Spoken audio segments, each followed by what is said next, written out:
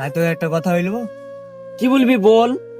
আজকাল যদি পড়াশোনা করতুক রে ভাই, তাইলে এরকম কুকুরের মতন খাটে মরতুক না রে ভাই। ঠিকই বলেছিস, তোকে এবার আমি একটা কথা বলি শুন। যখন না আমার গানের উপর 32 রড পড়ছে না, তোকে বলতে হবে না, যখন আমার গাড়ির উপর 32 রড পড়ে রে ভাই, তখন আমার ঘাট ইদিক আর ইদিক আর ইদিক হয়ে যায় রে, পুরো লো ছেড়ে যায় রে। ওরে তুই বলছিস? আচ্ছা কাল কেন পরশু আর গানের উপর 32 রড পড়েছে। এরকম একবার হয়ে যাচ্ছি।